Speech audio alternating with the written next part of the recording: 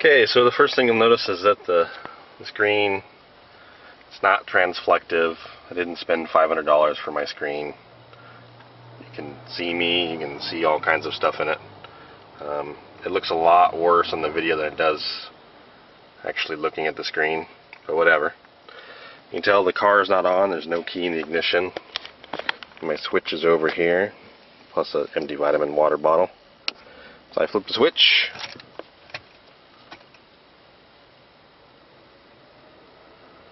You probably can't hear the computer that just came on, but you can obviously see the screen's on now.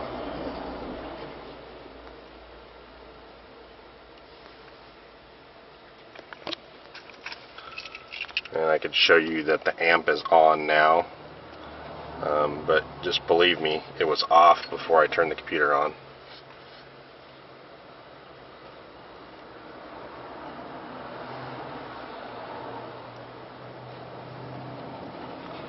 So there's the interface.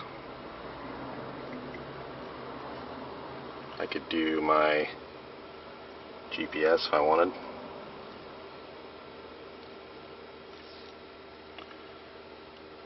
It works really well. The current GPS signal is only 3 bars, but it usually goes up a little bit after it's been on for a couple minutes. There it goes. The GPS receiver is actually mounted in the dash, probably right about here, underneath the dash. So it does not have to be on the dash to work. Looks like I already have some kind of route in there. I can delete that. Let's say I want to go to whatever, food and drink. And it'll list places that are close, first off. I could go back and search, but as you imagine a GPS would work, if I hit go, it'll route me to that location. So I go back. I could bring down my keyboard if I needed to enter some information in. I'm not going to, so I'll go back to Ride Runner. Now right now if I press play, no sound will come out, because the way the system's currently set up is the line drivers, which are inside the dash, they're actually connected to the ignition, even though the computer and the amp aren't. So if I hit play right now, I won't get any sound. I have to actually put the key in the ignition, and I'll show you. No sound. There's my volume control. I could crank it, wouldn't get anything out of it. I don't know how I feel about this yet. I'm just sort of trying it out to see how it works. If I put it into the ACC position, I get sound.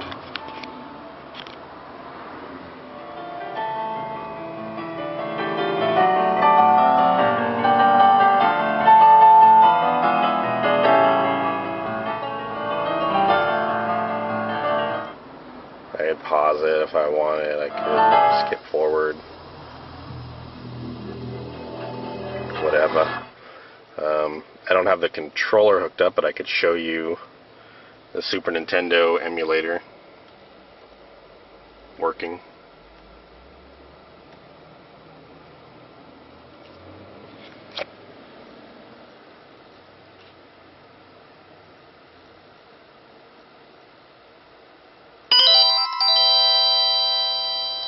With a crazy loud audio volume.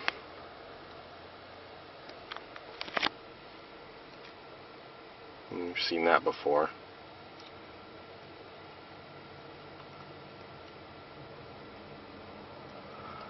It basically works exactly the way it worked on the bench. It's installed. You can see that the screen looks pretty damn good. Of course, I didn't do it myself. I had help from a guy named Ken who works at a place called Sounds Unique out in Beaverton. And he did most of the installation for me. I helped a little bit, but mostly just got in the way. And you can see the pictures of how the computer and the amp are mounted, and better pictures of the screen.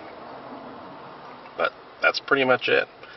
I have my Bluetooth installed, and I have a spare USB extension behind the dash in case I wanted to add like an HD receiver or whatever, HD radio receiver, or XM radio, whatever. That's pretty much all there is to it. And then if I flip the switch again, and then of course you'll see pictures, but there's a CD drive in here and an iPod connector. I guess I could show you how that works. That's pretty cool.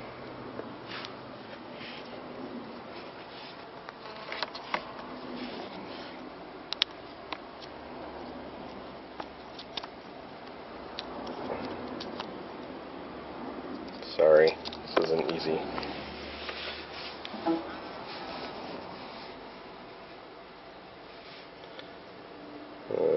I only have a couple of stupid videos on here, but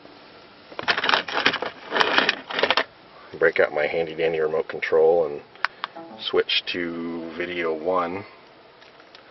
I've already got the video hooked up down below, so I can just hit this and start playing videos from my iPhone.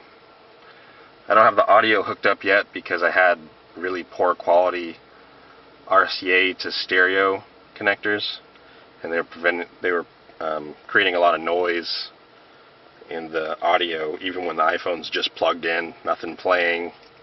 So those are unhooked right now, but as you can see, video works, and I can control it down here. If I go back, video goes away. Select another video, comes back up. Pretty slick. Other than that, go back to DVI.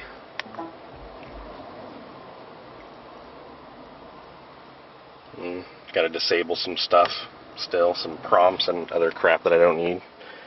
Hit the power switch. It'll go into hibernate mode like it's supposed to, like it's configured to. And then the computer will go off and the amp will go off.